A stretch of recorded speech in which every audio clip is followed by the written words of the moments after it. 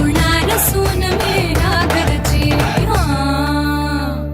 हा हा तेवढं क्रीम तुम्ही पाठवून द्या आणि वॅक्स पाठवा. हा? हो हो हो बिल पाठवून द्या. अच्छा चहा. थँक्यू. तुझ्या बायकोचा अजून पत्ता नाहीये. अगं येईल ती. श्री, अरे स्वयंपाकाचं काय करायचं? ती जेवायला घरी येणार आहे ना? फोन सुद्धा उचलत नाहीये ती. अगं काहीतरी कामात असेल. कामात काय असेल? तिची आई काहीतरी राडे करत असेल. मी काय म्हणते श्री, आपण जाऊया का जान्हवीला आणायला? श्री, आता मलाही काळजी वाटायला लागली. अरे नाही नाही त्याची काही गरज नाहीये. बाबा आणि पिंटे आहेत आणि ती येतच असेल आता. मुळात तिला तिथे पाठवायलाच नको होतं. बेबी त्या जाऊ दे ना आता. जाऊ दे काय श्री, तिची आई धड वागणार आहे का तिच्याशी? हे बघ आपलं यावर बोलणं झालेलं आहे. परत परत तेच तेच बोलायचं का तुला? परत परत तेच तेच होणं थांबवलं नाही ना तर परत परत तेच तेच बोललं जातं. पण म्हणून आपण तिचं माहेर नाही तोडू शकत. हे असलं माहेर, हे काय माहेर आहे? जाऊ दे ना बेबी त्या. जाऊ दे काय? तसंही माहितीये मला, तुझ्या म्हणण्यानुसार मला माणसं टिकवता येत नाहीत ना. पण तिच्या आईसारखी माणसं न टिकवलेलीच बरी. मेहंदी मी कधीपासून भिजत टाकली आहे. मेहंदी कशाला? केस पांढरे झालेत ना वहिनी. कुठे दिसतात सरे? अहो झाले तो आत खूप पांढरे झाले. खूप खूप पांढरे झाले. हा. बरोबर आहे. हो. बेबी, मला मेहंदी लावून देशील प्लीज? कारण तुला माहेर तुटण्याचा अनुभवच नाहीये ना.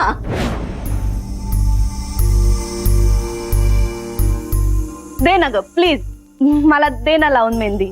अगं हाताला मेहंदी लावण्याचं वय गेलं तुझं. आता केसांना मेहंदी लावून परत येणार आहे का ते?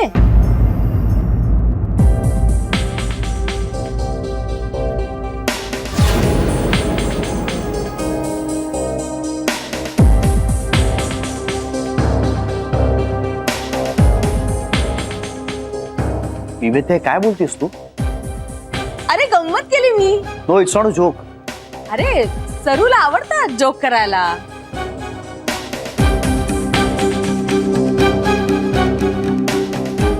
हो की नाही का सरू? आणि काल रात्री तर तुझा गंमत करण्याचा मूड उतू चालला होता. मग आज काय झालं? आता कळलं गंमत कशी जिव्हारी लागते ते.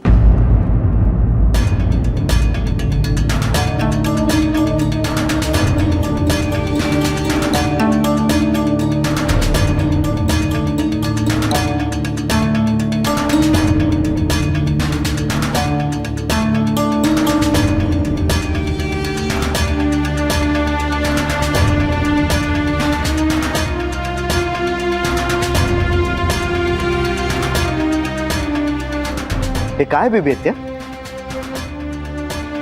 तिला हर्ट करण्याची काय गरज होती? तुला माहित नाहीये काल रात्री मला काय म्हणाली होती ती? खूप चुकीचं वागलीस तू. आणि तुला माणसं टिकवता येत नाहीत असं म्हटल्याचं मला तरी काही आठवत नाहीये. उलट आपण माणसं टिकवली पाहिजेत असं जनरल म्हणालो होतो मी त्या ड्रायव्हर दादांच्या वेळी. पण तुला खरंच माणसं टिकवता येत नाही असं वाटतंय मला. सिरियसली.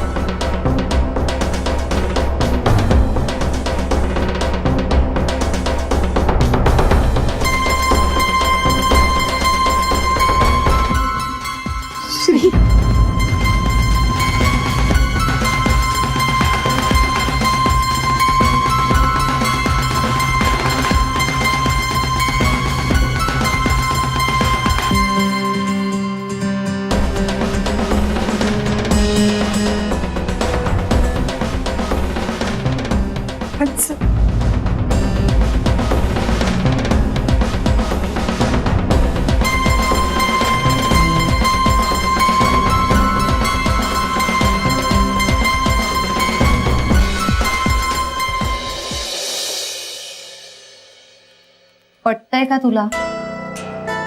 तुला वाटते तितकी वाईट मुलगी नाहीये ती.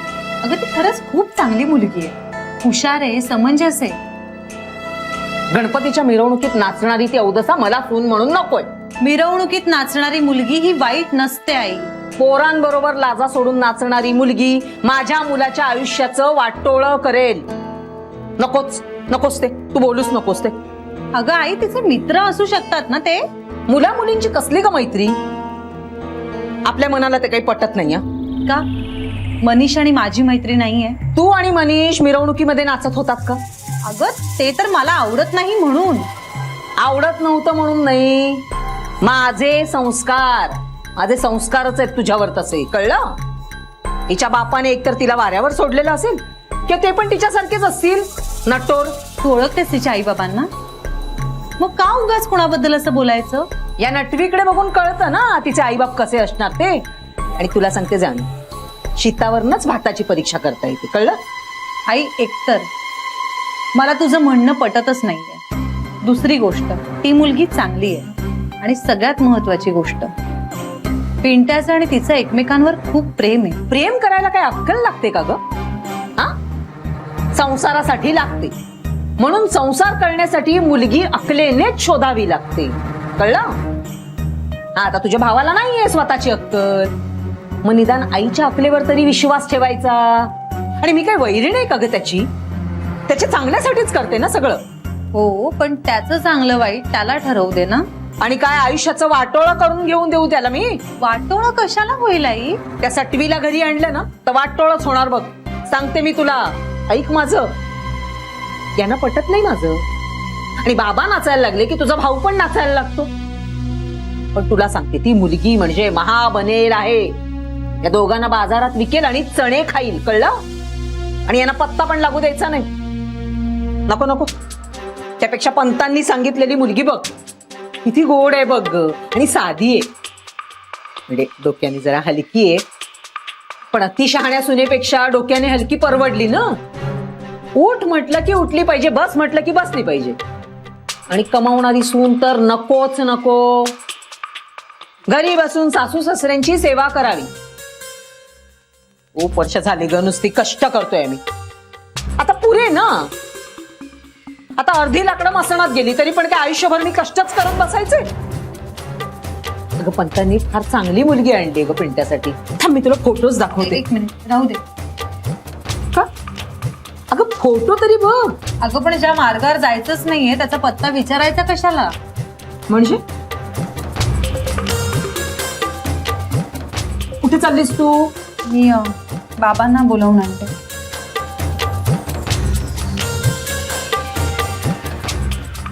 ज्या मार्गाला जायचंच नाही त्याचा पत्ता कशाला विचारायचा? म्हणजे कोणत्या मार्गाला चाललंय हे सगळं?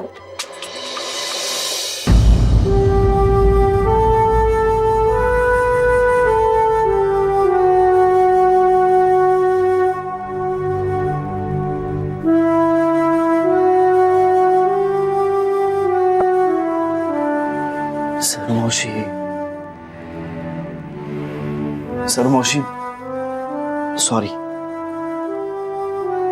तू का सॉरी म्हणतोस? बेबी हत्याच्या वतीनं म्हणतो.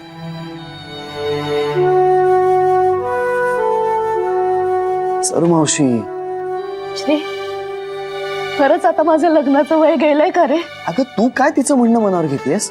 ती खूप फटकळ आहे, बोलते आणि मग तिलाच वाईट वाटतं. पण तिला असं वाटतंय की आता माझं लग्न कधीच नाही होणार. म्हणजे बाकी सगळ्यांना सुद्धा तसंच वाटतं. बेबीने बोलून दाखवलं, पण सगळ्यांच्या मनात तेच आहे. वय होतं माझं तेव्हा खूप स्थळं नाकारली मी, पण मला हवा तसा मुलगा मिळेपर्यंत फक्त करायचं म्हणून लग्न करायचं नाही असं ठरवलं होतं मी. मग उशीर झाला तरी चालेल, पण उशीर म्हणून खूपच उशीर झालाय का रे आता? खरंच अगदीच अशक्य आहे का रे माझं लग्न होणं? आता आई होणं तर शक्य नाहीये, पण बायको सुद्धा नाही झाले ना तर मुक्ती नाही मिळणार मला. माझा आत्मा असा भटकत राहील. आणि असं काही झालं तर तर वडाशी लग्न लावून देशील ना रे वासुश्री? मावशी काय बोलतेस हे? सगळ्यांनाच तसं वाटतं, म्हणजे त्यात काहीतरी तथ्य असणारच ना. सगळ्यांना म्हणजे कोणाला? सगळ्यांनाच. नाही, मला नाही वाटत तसं. जान्हवीला सुद्धा नाही वाटत. तिला तर पहिल्यापासून असंच वाटतंय की तुझं लग्न व्हायला हवं. अगं म्हणून तर तिनं केवढी खटपट केली होती तुझ्या लग्नासाठी. तेव्हा सुद्धा मीच मूर्खपणा केला. मावशी, मुद्दा तो नाहीये. मुद्दा हा आहे की तिला सुद्धा तुझं लग्न व्हायला हवं. खरंच असं वाटतं तुला श्री? हो, आणि आय्याजीला सुद्धा असंच वाटतंय. खरं बोलतोयस की मला बरं वाटावं म्हणून बोलतोयस? माझ्यावर विश्वास आहे ना? मी ना तुला एक प्रॉमिस करतो. पुढच्या वर्षभरात तुझं लग्न निदान जमलेलं तरी असेल. खरं श्री? तुला खरंच वाटतंय की माझं लग्न जमेल? बरं, फक्त मला एवढं सांग, तुला रजिस्टर मॅरेज करायचंय की वैदिक पद्धतीने? नाही नाही, वैदिक पद्धतीने. लग्नाचे सगळे संस्कार व्हायला हवे. लाजा होम, सप्तपदी, मंगळसूत्राचा विधी, या सगळ्याला ना आपल्या शास्त्रात काहीतरी महत्व आहे. सगळं व्हायला पाहिजे ते. आणि कन्यादान त्याचं काय, ते कोण करणार? अय्यो, हो की त्याचा विचारच केला नव्हता रे मी फारसा. आईंनी केलं ना तर खूप आवडेल मला. मुलीसारखं वाढवलंय त्यांनी मला. किंवा ताई आणि भाऊजींनी केलं ना तरी चालेल. ताई माझी ताई कमी आणि आईच जास्त आहे. हे घर सोडून सासरी जाईन ना मी, तेव्हा खूप रडू येईल रे मला श्री. आम्हाला पण.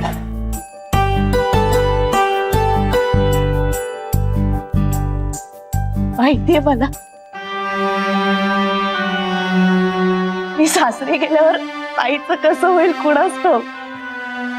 हिंदू वहिनी, शरी आणि बेबी सुद्धा. आता बोललीये मला, पण मी गेल्यावर करमणार नाही तिला. सगळ्यात मोठा हंबरडा फोडून तीच रडेल बघ तू. खटकळ आहे पण प्रेमळ आहे ती.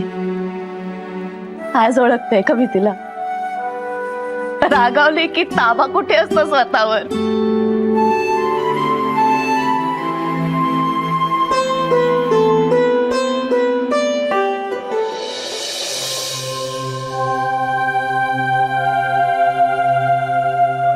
ती नाही ऐकणार बाबा. ऐकते कधी ती? पण बाबा मला वाटतं तिच्याशी बोलणं थांबवून नाही चालणार आपल्याला. म्हणजे ना तिच्याशी सतत बोलावं लागेल. ती मान्य नाही करणार सुरुवातीला, पण तिच्याशी सुनीताबद्दल सारखं सारखं बोलायला लागेल आपल्याला. असं झालं ना तर तिची मानसिक तयारी होईल सुनीतासाठी, आणि मग कधीतरी तिचा नकार होकारात बदलेल. मला नाही तसं वाटत. बाबा हो, विश्वासावर जग चालतं. कला आणि विश्वास दुरान्वयानेही संबंध नाही. माणसं बदलू शकतात बाबा. ती मुळात माणूस आहे का इथपासूनच प्रश्न आहे मला. बाबा प्लीज. जानू, मला वाटतं तू यात नको पडूस. म्हणजे बघ, मला तुझा हेतू कळतोय. पिंट्यावर खूप जीव आहे तुझा, त्याचं भलं व्हावं म्हणून धडपडतेस. पण तू कितीही प्रयत्न केलेस ना तरी कलाचं मतपरिवर्तन नाही होणं. अशक्य आहे. उगाच तुला मात्र मनस्ताप. तुला तुझा संसार आहे, नवरा आहे, आता होणाऱ्या बाळावर तुला लक्ष केंद्रित करायला हवं. मला वाटतं तू तिच्यापासून जरा दूरच राहा, तरच आनंदात जगू शकशील. बाबा पण अहो, मी काही केलं नाही तर मग कोण करणार आहे? अगं पिंट्या करे. तो आई पुढे दबून राहतो. आत्ताच म्हणालीस ना तू माणसं बदलतात म्हणून. हो, पण पिंट्या लहान आहे ना आपला. अगं कधीतरी त्याला मोठं व्हावं लागेलच की नाही? नाही, मी त्याच्या बाबतीत कुठलीच रिस्क नाही घेऊ शकत बाबा. आई अहो कुठल्या तरी भलता असेल त्या मुलीशी लग्न लावून देईल त्याचं. हो, ते ती करूच शकते, पण मी आहे ना, बघूया. आणि आता त्यालाही त्याची जरा जबाबदारी घेऊ दे. इतकी वर्ष सगळं केलंसच तू. काय केलंय बाबा मी? सगळं केलंस. एवढी वर्ष फक्त करतच आलीस. मग आता जर एवढी वर्ष करत राहिले आता ऐनवेळी काही करायचं नाही असं होईल का? बाबा हो हत्ती केलाय आणि साधं शेपूट राहिलंय आता सुनीता आली ना की मग ती बघून घे. मी तर इंटरफिअर करणारच नाही आणि मी त्यांना सांगणार आहे दोघांना, आता तुम्ही तुमचं तुमचं बघून घ्या बघू. चिंतेकर चल जाऊया. हो अरे वा मनीष काय म्हणताय जान्हवी मॅडम? आज चक्क चाळी. मनीष कसा आहेस तू? मी मस्त, तू कशी आहेस? छान. ए जान्हवी घरी चल ना, गीताला मस्त सरप्राईज देऊ. 5 मिनिटं जा. बाबा हो अगं मी जाईन एकट्या घरी.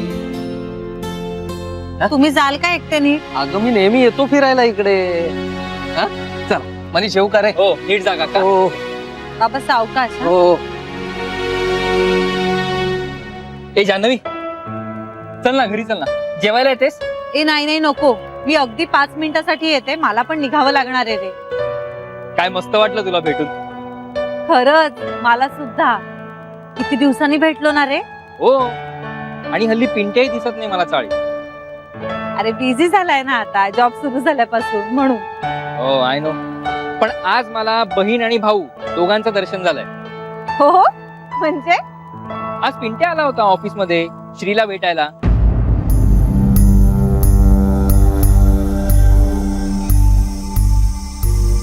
जान्हवी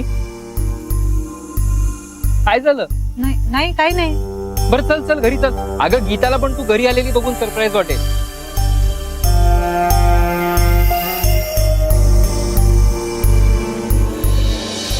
बघितलं ना कसं बोलला मला तो. मला माणसं टिकवता येत नाहीत म्हणे. एक दिवशी माझं जुळलं नाही म्हणून काय सगळ्यांची भांडते का ग मी? का रोज सकाळी उठून माणसं तोडाच्या मोहिमेवरच निघते मी? सरी मला कशी बोलली ते ऐकायला होता तो? मी तिला बोलले तेवढं मात्र दिसलं त्याला. मला विचारायचं तरी ना, का असं बोललीस बेबी आत्या तू तिला? मी सांगितलं असतं, पण त्याने मनात मला ठरवूनच टाकलंय ना की मी सगळ्यांना तोडते. मला टिकवतात येत नाहीत माणसं. त्या दिवशी सुद्धा ना ड्रायव्हरचं फक्त निमित्त होतं, त्याला मला ऐकवायचं होतं सगळं. लग्न नाही टिकवता आलं म्हणून मला काहीच टिकवता येत नाही का? आता जान्हवीला त्रास होऊ नये म्हणून मी मनावर कंट्रोल ठेवते, हे नाही दिसत आहे त्याला. त्याचं पटकन बोलला तो मला म्हणतो तुला माणसं टिकवता येत नाही आणि स्वतः काय करतो? त्याच्या बोलण्याने आमचं नातं टिकणार आहे असं वाटतं का त्याला? कळतंय ना तुला? पण ताई हे बघ, तिला या सगळ्यापासून आपल्याला लांब ठेवायचं. अरे पण काय हे बघ प्लीज, यावेळेला काही माती नको खाऊस प्लीज. कोणाला काही सांगू नकोस. हे बघ, तुला जो काही आगाऊपणा करायचा असेल ना तो लग्नानंतर कर. आधी काहीच कुठे बोलू नकोस प्लीज. कळतंय का? नाही करणार. मला ना सॉलिड टेन्शन आलं यार. मला बी. ए अगं होणार आहे सगळं ठीक, काही टेन्शन नको घेऊस तू. रोन्या मम्मी पप्पांना सांगू का रे? नाही नको, आता लगेच नको सांगूस. थांब, मी तुला सांगतो मग सांग. बर या वेळेस तू म्हणशील तसंच. मी काय बी आगाऊपणा करणार नाही, प्रॉमिस. तसं नाही ग सुनीता. असू दे रे रोन्या. बरं चल ठीक आहे, निघू मी. अरे तू गेलता ना तर तो निक्या माहितीये का तुला? सेल्सवाला. हा तू विचारत होता तुझ्याबद्दल. म्हणे ते गोखले गृह उद्योगाचे मालक याचे कोण लागतात का? अरे तो आपल्या फिल्टरचं काहीतरी प्रपोजल घेऊन जाणार होता त्यांच्याकडे. हो, तू काय म्हणालीस? मी काय बी नाही, मला काही माहितीच नाही असं सांगितलं. उगाच आता बोलायचे नंतर लफडवायचा ना. नको बाबा. आणि नंतर तो काय तुला सोडतोय होय? उगाच गोखल्यांकडे घेऊन चल म्हणून डोक्यालाच बसायचं तुझ्या. नको, उगाच डोक्याला शॉट नको.